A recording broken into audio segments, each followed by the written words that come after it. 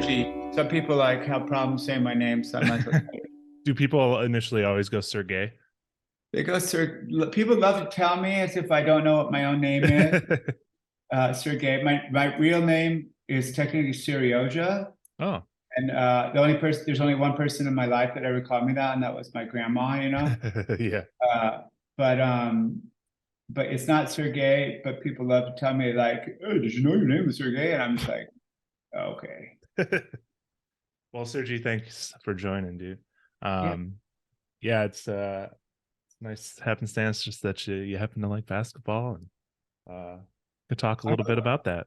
Yeah, we'll get into it, but I hope I don't disappoint you because I'm not quite like a sporto, like really knowledgeable. Like if you were, I have a twin brother, and if you did him, he would talk your ear out about the Warriors and stuff. But I'll do I'll explain it. But Yeah, don't worry about it. I mean, there's a whole range of people that come on and experiences, but as long as you're somewhat into basketball, that's really all that counts. And we'll talk about a lot about music as well, and I think we'll actually start off with that. okay, And I'm already recording, so we can get right into it. okay. The first thing I like to ask people as they come on is, what are you currently listening to?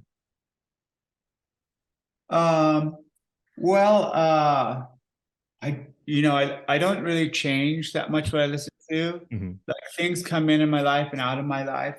I'm like, I don't know how much you know about Samiam. Do you know Samiam a lot or a little Mm-hmm. bit? Yeah. So a lot of people figure that I'd be really interested in like hot water music and stuff, which I'm friends with them. But in reality, like, I like 60s music. I like indie rock, and I Mm-hmm. love older punk rock, but I'm just like new punk rock doesn't really do anything. And when I say new, it kind of stopped in Yeah. the 90s because I'm so old, right? I feel And you. every once in a while, there's things that come in punk rock that I love.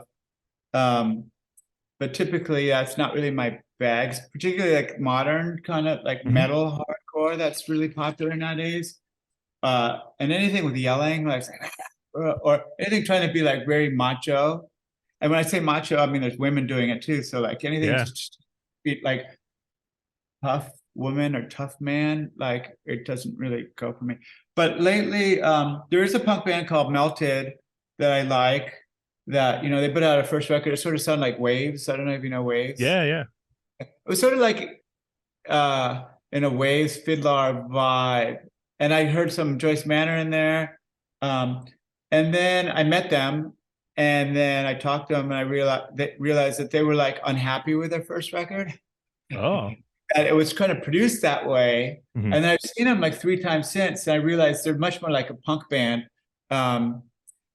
And it was just like a producer made them sound like the way the guy produced or whatever. Interesting. Yeah, I bet there's a lot of that. You mentioned fiddler. There's tends to be a lot of that like fuzzy garage rock sound, and Yeah, they're not into that too. yeah. So like they're more into like being like kind of they're from Southern California, so like the Southern California like I hear Fear, I hear a lot of Angry Samoans. Oh, Then I cool. also hear like other influences that are more melodic also, but also that are more I don't know. They're a really good band. You should check them out. They have a song that the song that caught me was this song Rage, which is different. It's I know, but in general, like I listen to the same shit, and I have a long time. Like I love Duster, I love like Sonic Youth. Mm-hmm. I really like Thurston Moore's new stuff. Like in the last 5 years, Yeah. 10 years, 8 years or something. Ever since he stopped doing the Chelsea Lights band, which I didn't really go for too much. Sure. Yeah. Uh, and I don't know if I'm speaking stuff that you know about or whatever, but that he plays now with the drummer of Sonic Youth, Steve Shelley, and I just feel like those two guys have this magical connection. Oh, sweet. Yeah. It's very unpopular. Like I don't know, you think that Thurston Moore, like the guy from Sonic Youth, he would be like he would like get millions of streams and be playing like giant shows. I noticed when he plays in the smallest of clubs. Mm-hmm. He's put out a lot of records in the last couple of years, and I think it's because he's older and he doesn't give a shit. Yeah. He's Yeah. sort of done it. He probably has a lot of money and has good income, so he doesn't want to do music for money. Yeah. And and he's not trying to prove anything to anyone. And I find that very endearing. And I find it like, you know, I'm old, and I've been old. I've been old, too old kind of to be in a band for a long time. Like, consider when you're like 32 or 33, it's like you're still doing this shit, you know? Or I have this feeling where I have feeling like people like feel sorry for me. It's like, oh, he still thinks this like rock and roll thing will work out. But what they don't know is there is no rock and roll thing for me. Like I never had dreams of doing it, or I don't want to make it, or, you know, it's not the thing. But I always get like really like apprehensive of telling people I play music and stuff, because they go like, yeah, this kind of pity tone, like what, like, you know, still. yeah. And so I find a guy like Thurston Moore who does it, and he's in the 60s, just to be really inspiring, because like, you know, like I don't want to get too weird, but like I feel like life is kind of an absurd thing, right? Totally. It's like there's two ways to look at it. You can look at the material world, where you like go to school, get a job, make money, and a house and a car and all that. And then there's the other like spiritual or whatever, I don't know how you want to say it, world. And if you look at through, which depending on what lens you look at it, if you look at through the material world, it's like, oh shit. For example, you go, oh man, Samiam's like abject failure. Like, what the fuck did you waste so much time on that? But then if you look at the you know, the other world, like the world with all the wonder and like, what the fuck are we doing here? And like, what is infinity? Like, just all the like those kind of you know, there's a bigger world out there besides conscious that we can touch and see every day. And then that one, I just think like, oh yeah, life's a joke, life's ridiculous and stuff. You should just like do what you want. And like, I'm sort of doing that, right? I guess the trick in our life is to try and make bridge the gap between those two worlds, right? You know, because you don't want to just say fuck it, like life's a joke, and then you find yourself on Skid Row, exactly, drug. Yeah, cool. So you know, and then I listen to everything else. I listen to like Beatles or Zombies and 60s music and soul and indie rock. I really like a current indie rock band called Oblov. Have you heard of them? Yeah, they're super cool. Yeah, they're like, you know, they're like really just have the spirit of like Dinosaur Jr. like in the 80s and early 90s, and I love them. But then of course I always listen to Bill Spill and Dinosaur Jr. and just like, on Redhead. There's another great band like Ovlov that's have you listened to Prince Daddy and the Hyena? I've heard of that. Are they from Jersey? They might be. I wanted to say they're from Toronto, but maybe that's not right. I think Ovlov's from Toronto. I've heard of it, and I want to check it out. When you have a cool guy name, you turn me off. So you have to, right? You turn a lot of people on with a cool guy name, and you turn me off. So like, so I have to get over myself. So you need a really lame band name to get your interest. Not necessarily lame, but like when it's really cool, a lot of times I get turned off because like you say that name, and I just think of a dude walking down Bedford in Williamsburg, and he's like a really ultra cool nerd and pretentious, and I fucking hate you. Totally. And that's me, not them. Right? Not that they're crying that I'm not like all over them. They're not, but yeah, I'm a weird guy. Yeah. Get over it. But I'm gonna because of you, Matt, I'm gonna check that shit out. Well, awesome. Yeah, it's definitely worth it. So honestly, obviously, Samiam recently put out a new album. First one in like what, 12 years? Yeah, it's a really long time. What made you guys want to kind of come back together and put out a new album? Well, we didn't come back together really. We've been touring every year in between and stuff. You know, like Samiam, I often like say this and I feel like I repeat myself, but people aren't always listening to me, so I'm not repeating myself to the people who are like currently listening. But I would say like we broke up around 2001 after we finished touring for the record that came out in 2000 called Astray.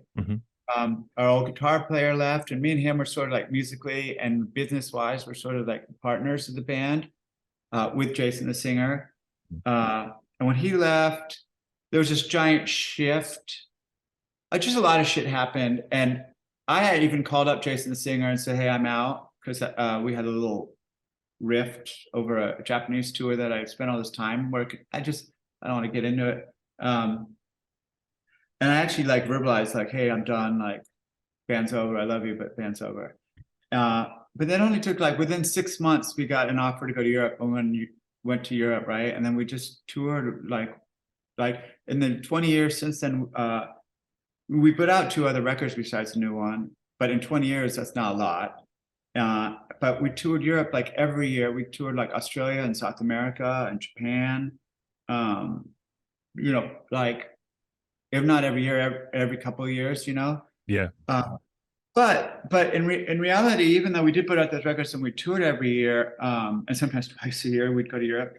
I feel like, you know, we were always a garage band, and then because of Nirvana and then Green Day and it's the music industry, we got signed by Atlantic, and we turned into, without even us knowing or thinking about it, we suddenly just like went from a touring garage band, but a band that was just like put out indie records and which not that far off from a garage band, like any garage band, like your cousin's 15-year-old cousin's garage band.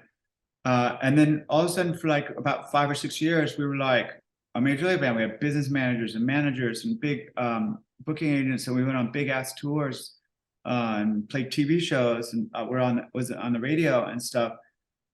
And then we broke up, like I say. I mean, I use air quotes. I say broke up. Sure. But for the next 20 years, we just went back to really operating as a garage band. And right now, like we're on a bigger indie label right now, and we do have a booking agent in Europe, or if we go to Japan or Australia. But in America, we don't have. We actually tried to have a booking agent for about 3 weeks, and we said fuck it. But we don't have managers. We don't want a manager. We don't have business managers. We just try to do everything ourselves. And that's because we just felt like for the years when we were like really serious and we had all those people working for us, everyone had their hand out, and it was just like, you know, that you hear this all the time, but the band's always the last person to get paid. Like, yeah. In any creative endeavor, you know, when you get to the top of whatever creative endeavor you are, like people get rich off their art.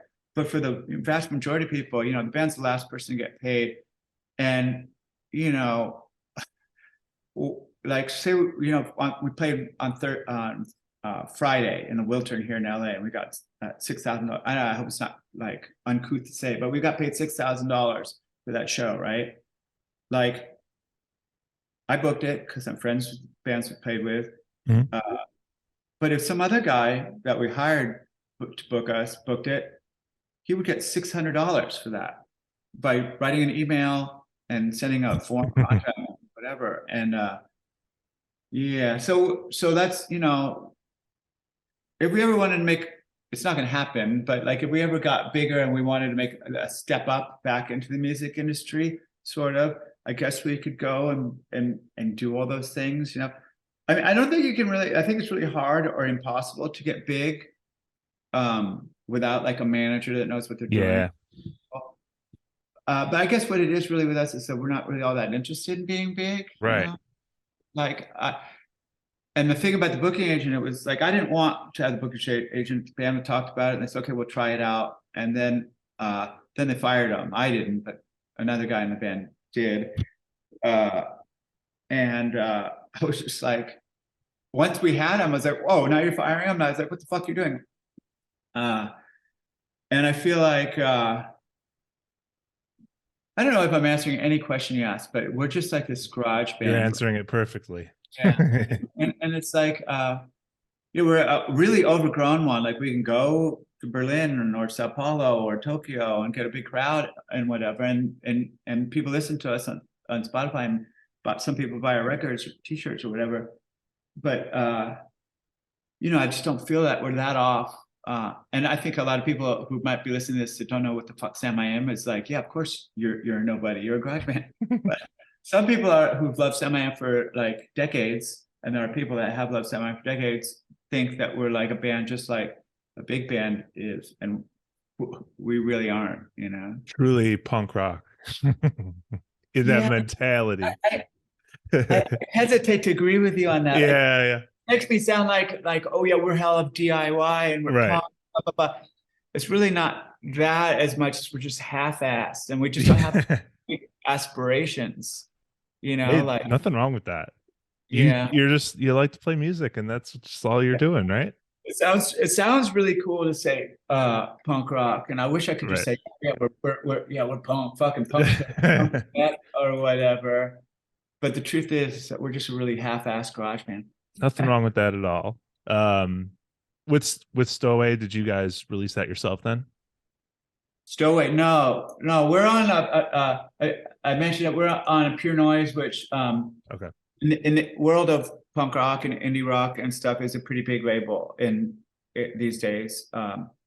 In fact, like I do graphic design and I work for like Warner Music and other major labels. And when I'm in the lobby at Warner, for example, I'm looking at the shit in the walls and I look through the trade magazines.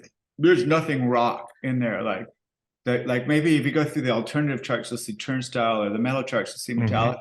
But really, in music industry, like even Metallica, Green Day are not a huge player. It's like all these it's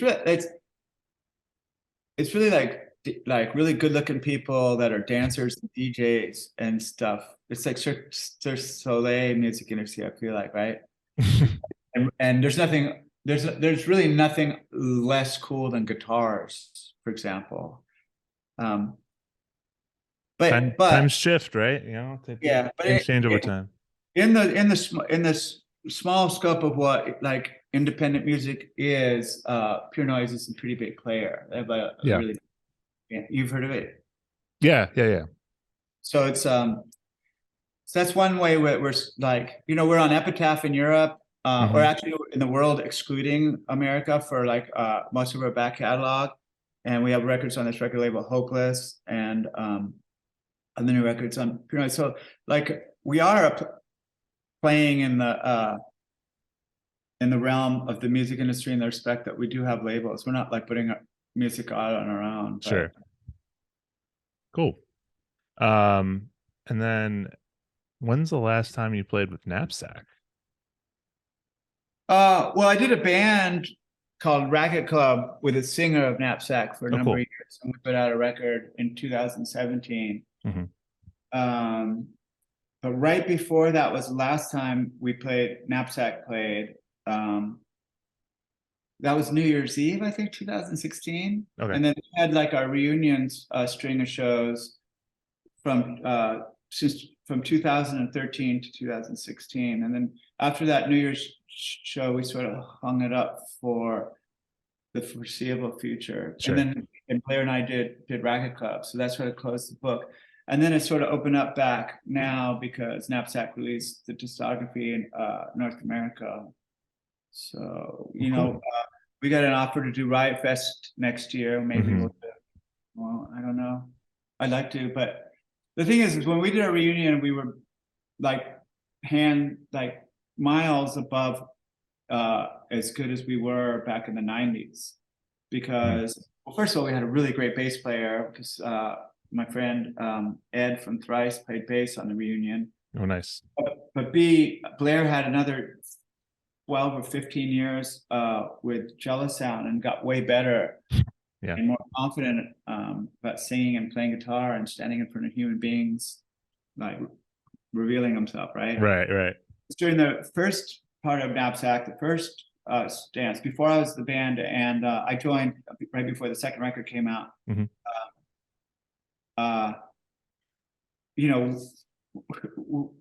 Before I was the band, I think it got a little bit better towards the end. And not to sound like an asshole, I think I helped make it better with my experience when I joined. But we got pretty good by the end. But we were still like, let me put it this way: we were just way better in the reunion, right? Sure. And so to do another reunion, now it's been like 7 years or something like that. We'd have to like really just like practice like the fuck out of it and get good again. And Thrice is back together, so I don't know if Ed would do it now because he's busy with his like money band. So I'd like to do it, but I wouldn't want to do it half-assed. Like I wouldn't want to practice for like 3 days and then fly out to Riot Fest and play it. that would be cheapening everything, right? Well, if you do Riot Fest, I'm in Chicago, so you can count on me being there for sure. Okay. So I guess, you know, between Knapsack and Samiam and all your bands touring and, you know, like the 90s and early 2000s, are there bands you played with where this is kind of where you transitioned to basketball? Are there people that you talked basketball with on tours? Because I find that a lot of times that's when people create that bond of talking basketball.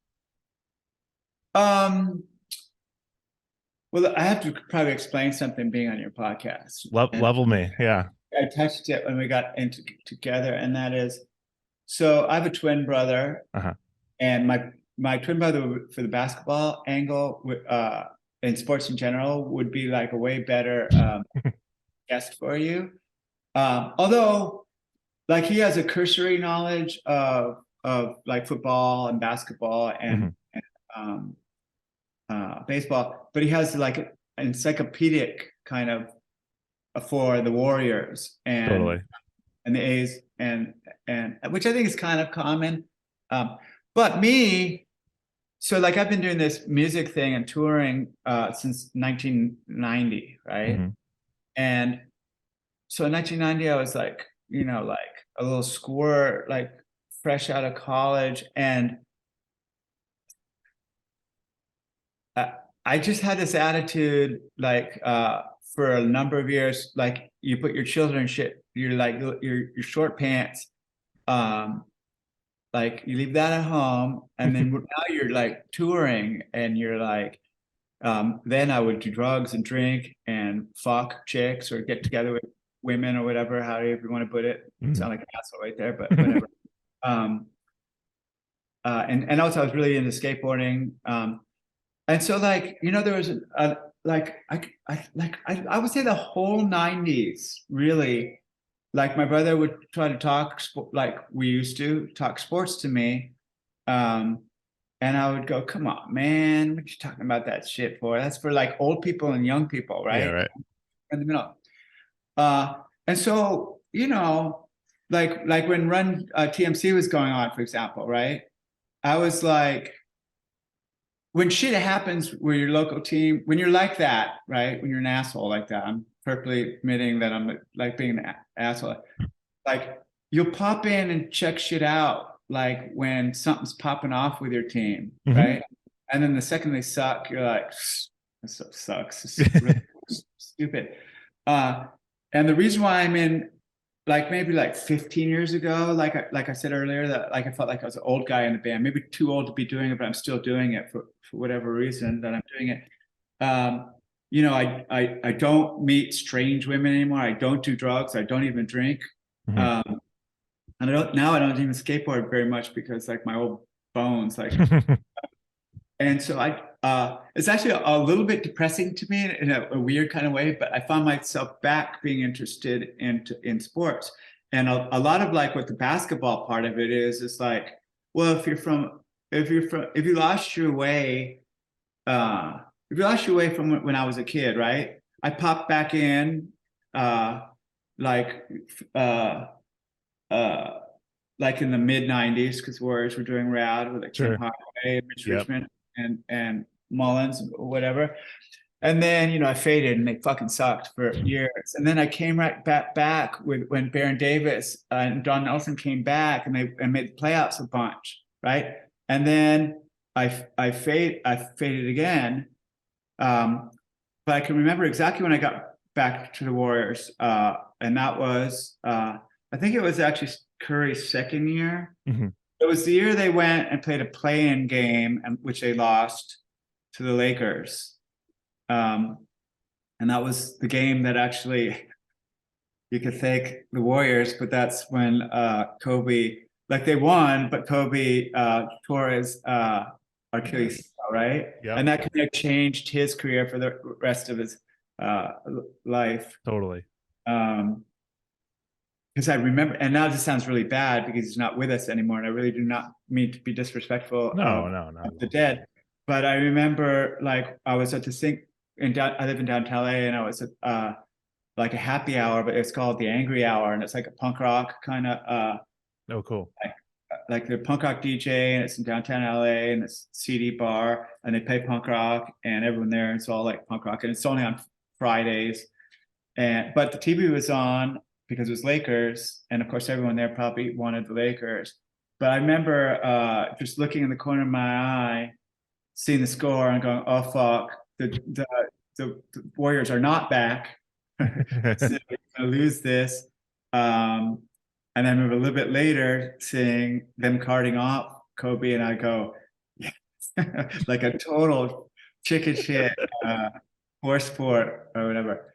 But I looked at the LA Times at that time, and this guy, Puerto Rican a guy from Puerto Rico, Carlos, who's younger than me, worked there with me, and he was really just like, he played basketball also, but I think he played in college actually in Puerto Rico. Oh, cool. But he just like ultimate Laker fan, and I remember he would talk my ear off about the Lakers, right? And then I said, "Yeah, well, the Warriors are pretty good this year. Like they got this, Klay Thompson guy, and and Curry." And I even told him, "You look a lot like Stephen Curry." And actually, I remember he was kind of laughing and going, yeah, like, because the Lakers had just won it all, either the year before or the year after. I can't remember. And he was like sort of like patting me in the head about oh yeah, cute little season for the Warriors. I mean, I don't think anyone thought that the Warriors they had a kind of a bright future, but no one thought like anything was going to happen like what ended up happening the very next year, right? But he was I said, "You kind of look like Steve Curry." Even Steve Curry is like a light-skinned black guy, but he's a dark-skinned Puerto Rican guy, and they're both thin and handsome guys, short hair or whatever. And I remember he was like patting my head about the Warriors like doing well, maybe could catch Lakers next year, but also like really loving that compliment. Like, "Oh, thank you, man. Oh, that means a lot. Thank you." Well, little did he know the Warriors went on to do some pretty good things in the next few years. And so but right around that time, what is that? Is that 2010 or 11? I can't. Probably around 2011. Because I think that's when the Lakers won. Okay, so the thing is, right around that time, and give or take some years, but before that, the 49ers, like Kaepernick came in, and they were good, like suddenly popped into the championship game or whatever, and then went to Super Bowl next year. And the A's also had a good team, so they didn't win anything, but they did pretty well. And suddenly, especially basketball, though, I have to say, because that was just for a fan, like a dream sequence of time. Like if you're a fan, like, and your team does something like that, it just pulled me back in. And then I still think this way sometimes, because being a fan is a really tough job, meaning you win it all, and like 20 minutes after the last little locker room video, you get this little empty, or I don't know if you do, but I do, this empty feeling like, well, that doesn't change my life. Right? Right? And then you go to sleep, you wake up in the morning with a little euphoria, but then that fades through the day. And then a week later, you're like, we're world champions, but who gives a fuck? It doesn't affect my life anyway. But unfortunately, when you get invested and you lose, your team loses, like, for example, the 49ers this year, they lost in this really sloppy way with injuries and stuff. It kind of put me in a funk for like a week and a half when they lost. Like, it's not proportional to how high you get, right? And I remember when the Warriors lost to the Raptors. It wasn't only that they lost. It was like their best regular season record, I think. Yeah, there was this 73-9. Yeah, and it just seemed like they were really destined. And also, you take a lot for granted when you do that well for that number of years. But then it wasn't only the injuries. It was like, even when both Klay and Curry were on court, there was this. I remember the Raptors, just their D was just so amazing. I mean, both sides of the court were so amazing. But I remember like for several games watching, and it was like there's huge stretches of like 20 seconds, 30 seconds, 15 seconds, where the Warriors couldn't score, and it looked like it was impossible to score. You know how when you like all teams face that, even the best Sure. teams. And but I felt like that and the Warriors went up front on that series too, right? So at the end they just seemed so hapless, and then Clay got injured, and it just and it just that one really stung, and I think it stung too because if you're a Warrior fan, your head was like in the clouds, and you have exactly. Worst thing as a fan is having expectations, right? Yeah. Right, like because that's why those first years are so like awesome. Like even that first year that could have been just a one year and out thing when they lost in the play-in because the Lakers, like I said, that was a euphoric year for everybody. Like I was down here, I wasn't in Oakland, but I know people in Oakland were flipping their nards out because it's, like, it's been so long. Like I mean, it's been years since we believe, and they didn't win anything, right? Right. Yeah. True.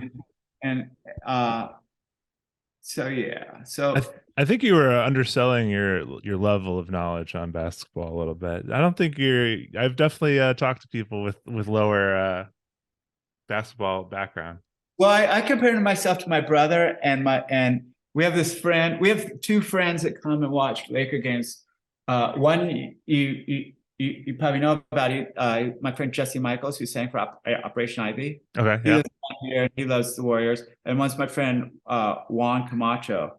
And I don't get like a super technical basketball vibe from Jesse, but from Juan and my brother, they just know shit that I just like off my head. And then they have like about the Warriors, they have an encyclopedic, and I'm sure you do too, encyclopedic like thing about basketball where I'll say something, I'll fucking get it wrong, and they'll just go, let the men talk. I have inferiority topics about it. To a degree, like doing this podcast, like I am not the end all be all knowledge expert. I'm more of a fan perspective of, basketball. Right. But there's elements that I know about, and there's definitely gaps in my knowledge. I'm the first to admit that. Yeah. I find the Warriors to be interesting because like if you live in the Bay Area now, you're like, I'm a diehard Warrior fan, but you have no idea what it was like to be a Warrior fan in the like not the early 80s, for example, right? Or Don Nelson, and and then if you're a fan of because you got brought in by Steph Curry and Klay Thompson and maybe Durant and Green and stuff, you have no idea what it's like to just have Baron Davis or not even Monte Ellis.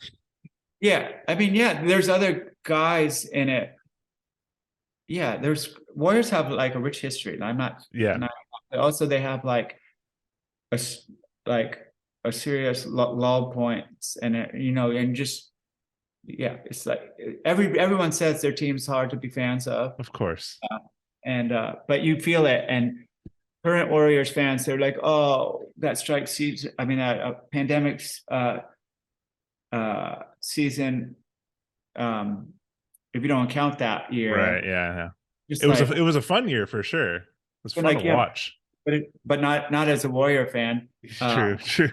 But the Warriors have been good for like besides that year, like 7 or 8 years or whatever. So it's like really good, like in the hunt. Even this year, they have like this like abysmal like road record where you're just like, this is the worst team ever if you don't look at the home thing.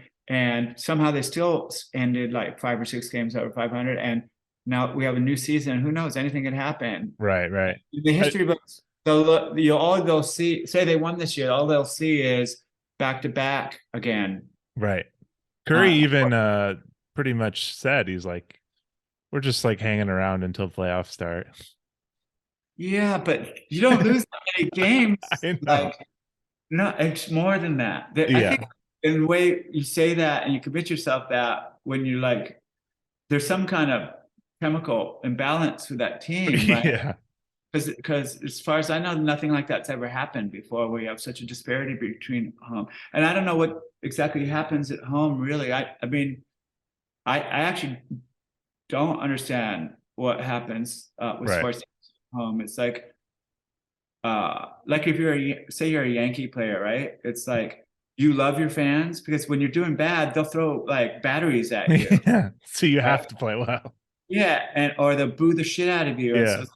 you don't really love your fans. Like it's like having a girlfriend or a boyfriend that like beats you, but sometimes is nice to you, right? So I don't understand why it's such an advantage because I would be cynical about fans. Like, yay, yay, yay, yay. When you're playing a home game, I'd be like, yeah, yay now. But what happened like in my Right. giant like 3 for 30 slump last month when you were booing me, right? But I don't know, something about being home. I don't know. Totally.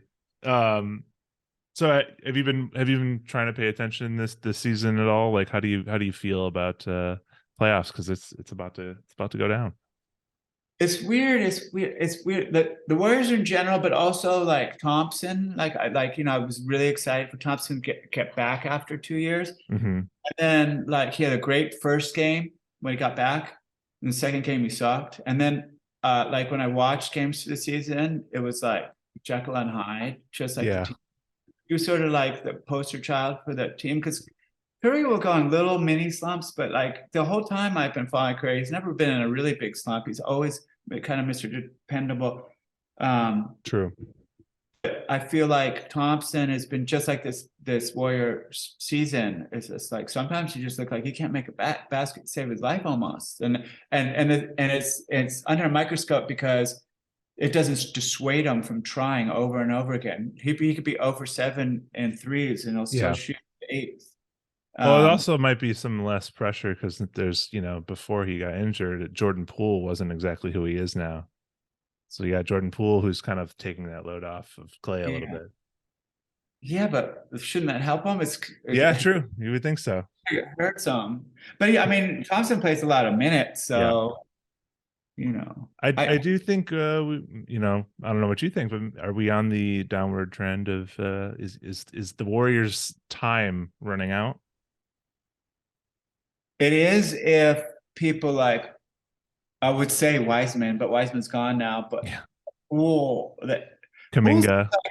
Poole seems like he could replace like even Curry, really. Like maybe he won't be as great as Curry and the heights of Curry, but he could be like a total franchise player.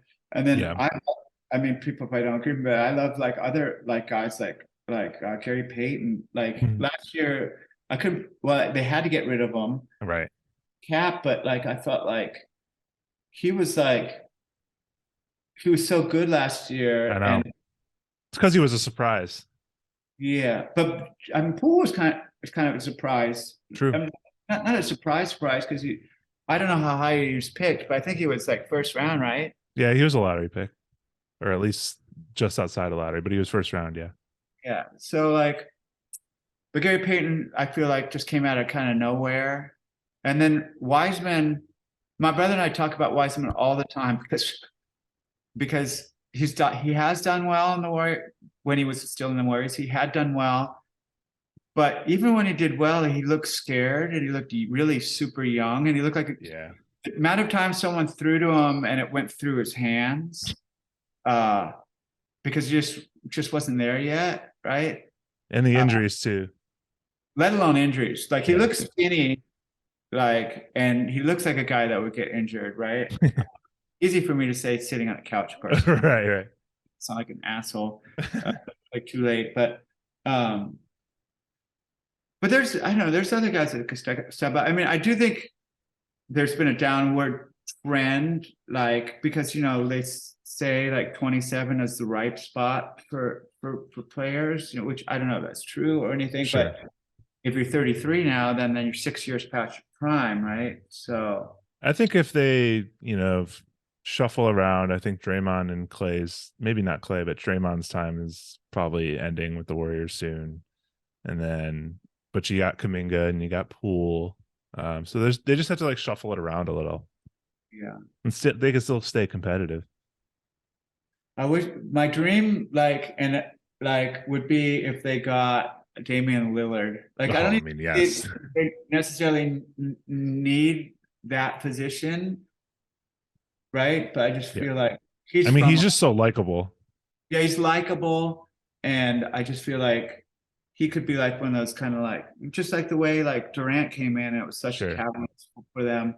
It could be a catalyst. Like I wouldn't say the same thing about a lot of players, like great players, like you get Kyrie Irving. I was like, oh no, he's going to Yeah. blow up the team. He's not going to team or well, Yeah, I feel like that's like kind of anti Lillard's prerogative though. He's been very much like I just want to do this on my own sort of thing, which is clearly is not working. it's not working for Portland either. So No, no. Um, cool, man. So the other thing I mentioned in the email is there's a little game sometimes we like to play where we kind of take some players and come up with what band they might correlate to or musician they correlate to, whether it's how they play, what era they're from, how they dress or how they look, whatever. Coming up with the justification is part of the fun. So this could be fun to do if you want to participate in that.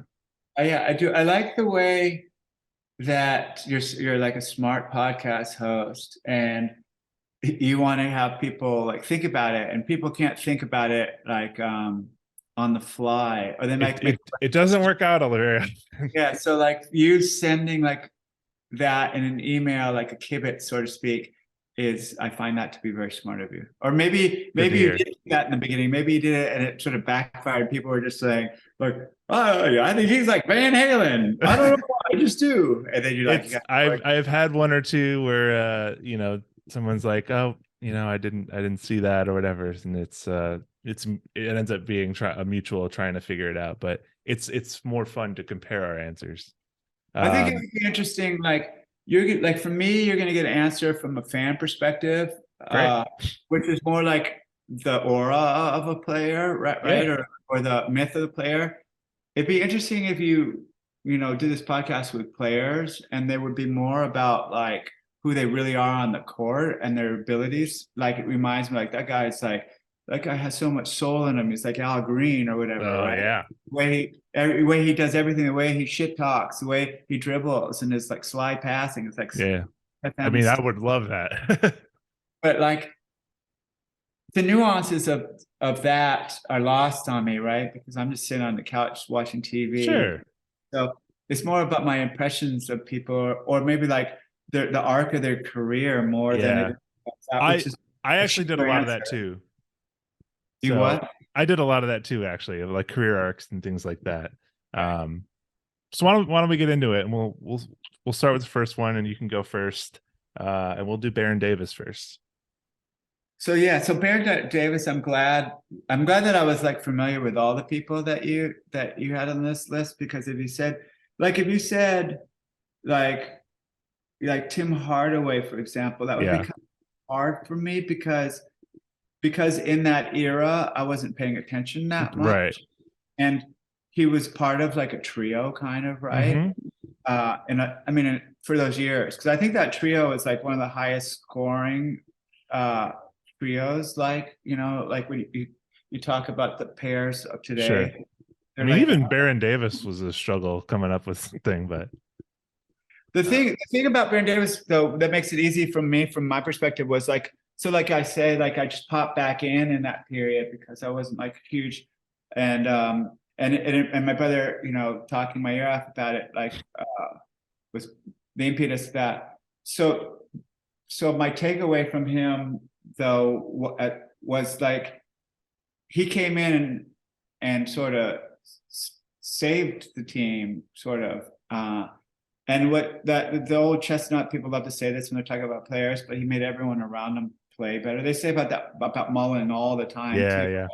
And a lot of different people, they say that about Draymond Green too, whether people like him or whatever. But Baron Davis, I told my brother that I was doing this, and he was talking about he tried to tell me a bunch of shit to memorize, like as if I memorized. Do this. You come with cue cards, yeah. Yeah, because because, and then I said, no, that's not going to work. I'm not going to freaking do that, because if I pretend like I'm Mr. Know everything about basketball, like I don't know this guy, Matt. He'll poke holes in it right away, or listeners will just, this guy doesn't know what the fuck he's talking about. And really can't fake that, right? Yeah. Be But true to anyway, yourself. the thing about him is that he did that. My brother said that he brought up, what was that Latvian center? I forget his name.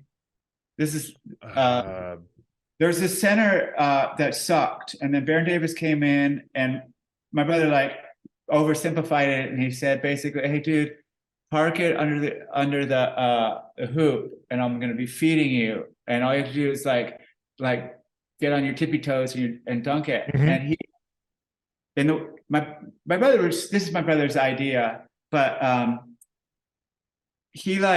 my brother said he got a ton of people paid, and that guy too, is it Petrus? I forget what his name was. Andres Biedrins. Yep, yeah, yes. Like he sucked the year before. Yes. Like what I described Wiseman to be. And then the next year he got something like a $30 million contract. And my brother said, there's no fucking way he would ever have gotten that contract if it wasn't for Baron Davis. And he used, like what I said, he said, my brother said, he goes, hey, big guy, go stand under the hoop, I'll feed you. And then he faked everyone out and made him seem like good. But he was also the star of the team, like, because he came in and suddenly they made the playoffs. Mhm. And he was just like the superstar of the team and stuff. So in that respect, I sort of, also because of the Bay Area, just a Bay Area thing, team, I just feel like I call him like the Metallica character, Okay. because he came in and he was the rock star of the Bay Area. And the thing about him too is he had such a cool story, because like he wanted to be an actor, which he did after basketball, which I thought was kind of cool. He was in that Christmas movie with Seth Rogen. Which one? He's been in a lot. The night before. Oh right, yeah. He did a lot of acting and stuff. Yeah. But I remember I worked at, like I told you before, I worked at LA Times, and every year in the LA Times, that owner, dickhead Sterling, during Black History Month, he put a full page ad in the LA Times, which costed, I don't know, tens of thousands of dollars. Right. And did he put like Rosa Parks on there? Did he put like a black basketball player? Did he put a civil rights leader? Did he put Malcolm X? No. Full page pad every year, a big old picture of him. Jesus. And it was like he got someone laid out, probably some intern or something that looked like shit, and it was covered with words of gobbledygook and stuff. And that was back when the Clippers just like always sucked. Like got good like 8 or 9 years ago. They just, I think they had a losing record every single year. They were in LA or close to it. And he was just like this, right? But I remember back then talking to that guy Carlos about it, and he liked the Clippers too, although he was thinking, but he goes, oh man, I heard an interview with Baron Davis, because Baron Davis went to the Clippers from the Warriors, right? Sure. And Baron Davis said playing for Sterling was a nightmare, because he would with friends of Baron Davis, he would refer to Baron Davis as fat and stupid and lazy. Fun. Yeah, because he paid him so much. And the thing is, he got injured, and he like that is another interesting thing about him, is that he got injured. I think he went to UCLA, I think, and he got injured as a rookie, like a really bad knee injury, and he came back from that. And then I guess in the Clippers, or maybe it was the next year, the Knicks, I think, or Cleveland. I don't know. I think he bounced around after Warriors a little bit. But he got another knee injury that was equally as bad as that, and that ended his career. But to come back from like a torn ACL or whatever it was, I don't know. He's a cool player. Like before, like Steph Curry and the stars that we've had in recent years, like he was the biggest thing ever to happen here. Like, I mean, you have the Mullins, you have the Richmond and Rick Barry, Oh a lot yeah, of things. But like, I feel like Baron Davis was like the first bona fide rock star of yeah. I basketball. mean, with that team, he had such a personality that was so exciting. Yeah, and then Um, he yeah, whatever. but yeah, so my pick was also based on his career arc a little bit because he, when he got drafted, he had some immediate success to a degree. With the Hornets, he was pretty good. Um, but then it wasn't until um he got in the Warriors that he really had his peak success, and that's why I picked Modest Mouse.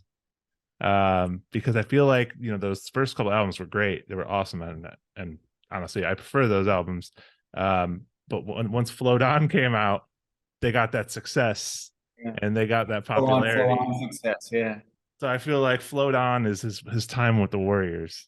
nice. And yeah, That was a Modest. poetic answer right there. Yes, that's what I'm going I went for for. the long-winded, like meandering one, and you gave the sweet, short, concise, poetic answer. I've done this 25 times by now, so I've gotten used to it. Cool. So the next one on the list is Chris Mullin, as we previously mentioned. Yeah, Chris Mullin, not to bring race into it, but I feel like anytime there's like a white dude, uh, in the back of my mind, I always think, isn't there a black dude that's better than him in that position that could have?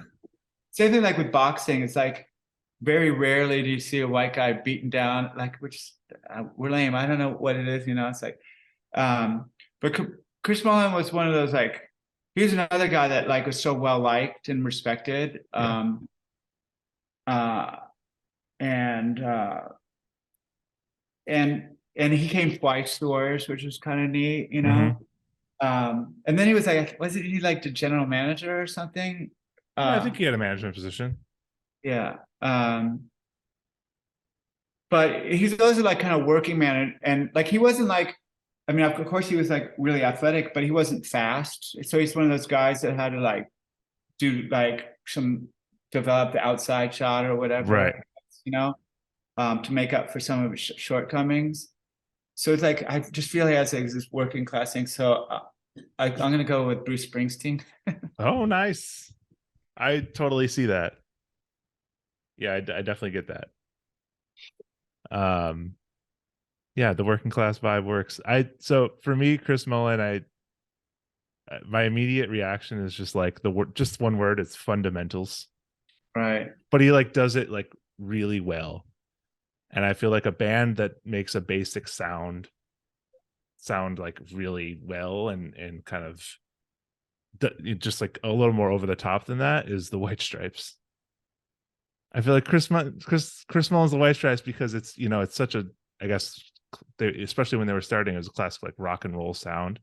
But Jack White on guitar really kind of elevated it a little bit. So I feel like that's kind of where I went with it.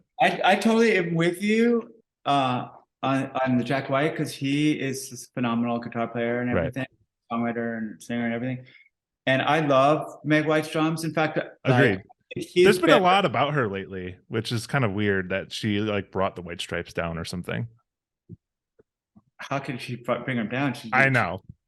But the thing is that like she doesn't have the fundamental. She has the it factor and she has the vibe factor, but she doesn't have the fundamentals. So that's, if I was going to nitpick, if I was going to read your essay analogy, I might take a couple points out. I appreciate that though.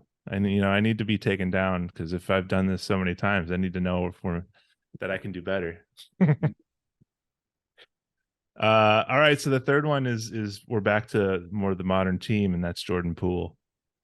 Yeah, we talked about him. I feel like particularly last season, like he was like one of the big pieces of the puzzle. And like I was just all season, like I was surprised he didn't like start more games, because I just felt like, damn, this guy's like, well, people said it too, like the third Splash brother. Yeah. But I feel like he's kind of like, seems like an inevitable like franchise tag kind of player. So like I try to think of a band that currently there's not a lot of bands that are like the next big thing or whatever. But First Style, like they're like a band that like out of the little world, like punk rock world I come from, is like no one has hit it out of the park. Sort of captured the imagination of like young people since like I think like at Drive-In's like a band that in the same way that At the Drive-In was around 2000 Yeah. or before that Green Day was around 1983, and before that Nirvana was like 1991, where it's like every couple of years a band comes out and they're the shit, undeniably the shit, you know. Yeah. I don't even really love Turnstile. I'm not really like, it's not my vibe, but I really appreciate them. I think the world's a better place with them, and I think they are like the great rock hope. Like in recent year or two, people have been talking about maybe rock will make a comeback, but they're not necessarily saying it because the band's like Turnstile. They're saying it because that dipshit Machine Gun Kelly. Yeah. Right? Yeah. So that's a very disingenuous idea. Come here. No, we're on the same page there. In fact, this is a first, and we have the same response. Really? I also had Turnstile. Nice. That's awesome. Same wavelength. Yeah, I feel like they're just like they came in very hot, and they think quite highly of themselves, but I think also maybe deservedly so. Like they're So not only deserving but like I met the singer before Turnstile got huge. They were already really big.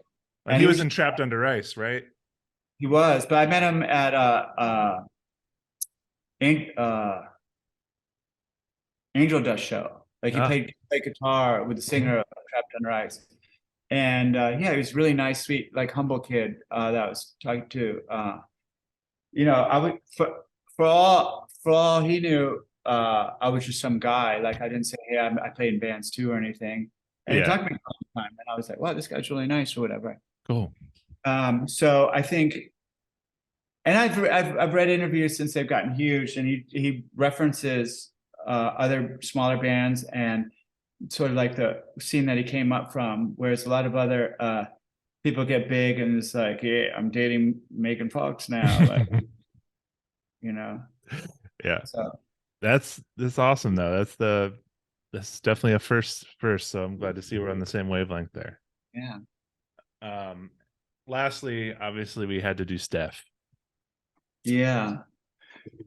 Well, you know, he's like a did I even say who Baron Davis You said Metallica, didn't you?